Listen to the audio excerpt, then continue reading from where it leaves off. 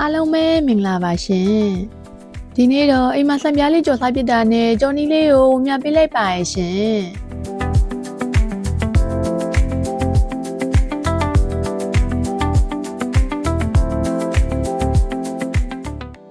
အရင်ဆုံးဆံပြားလေးတွေကိုအယောင်လေးလာသွားအောင်ပဲနှမြရဲ့အပြည့်လေးနဲ့နေထားပစ်လိုက်ပါမယ်ရှင်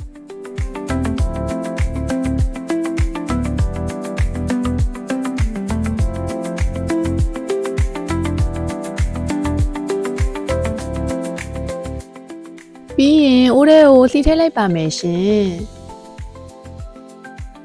စီပူလိုက်ဆိုရင်နှုတ်စင်းသားရဲ့ကြက်သွန်ပြူလေးထည့်ပြီးစီတက်ပေးလိုက်ပါမယ်ရှင်ကြက်သွန်ပြူနဲ့လေးမွေးလိုက်ဆိုရင်ကြက်ဥ3လုံးထည့်ပေးလိုက်ပါမယ်ရှင်ကြက်ဥလေးအဖက်လေးရသွားအောင်ရှင်းရှင်းမမွေသေးပဲခဏကြာမှမှုတ်ပေးလိုက်ပါမယ်ရှင်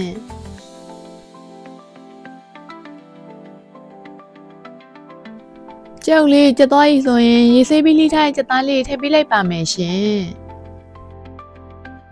ကြက်သားလေးရဲ့ရေလေးထွက်လာပြီးရှောက်ရှောက်လေးဖြစ်လာတဲ့အထိကြော်ပေးရမှာဖြစ်ပါရဲ့ရှင်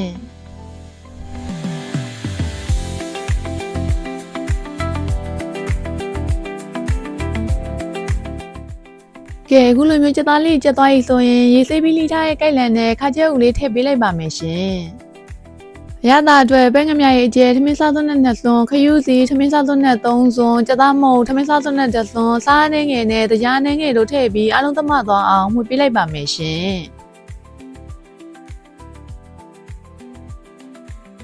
အားလုံးသမသွားပြီဆိုရင်အသီးရွက်လေးနူးအောင်ရေနှင်းငယ်ထည့်ပေးလိုက်ပါမယ်ရှင်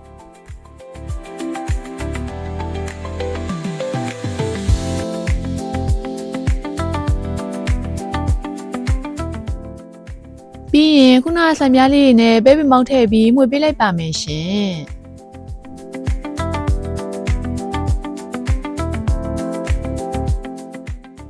ဆံပြားရည်ကြီးမသွားအောင်တရားလေးမှုပေးဖို့လိုအပ်ပါရှင်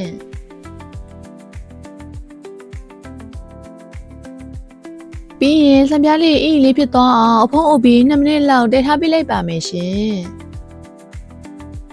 နောက်ဆုံးရုံကောင်းလေးထည့်ပြီးအားလုံးသမသွားအောင်မှွေပေးပြီးသွားပြီဆိုရင်မိဖို့ပေါ်အားရှာလို့ရပါရဲ့ရှင်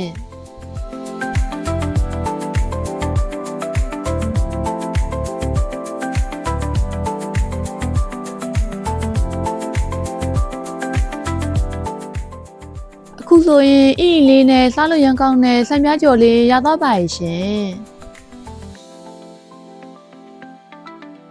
လမ်းဗီဒီယိုလေးကိုစောင့်ကြည့်ပေးကြတဲ့ငယ်ချင်းအားလုံးကိုကျေးဇူးတင်ပါတယ်ရှင်နောက်ဗီဒီယိုတွေမှာပြန်တွေ့ကြမယ်နော်ဘိုင်ဘိုင်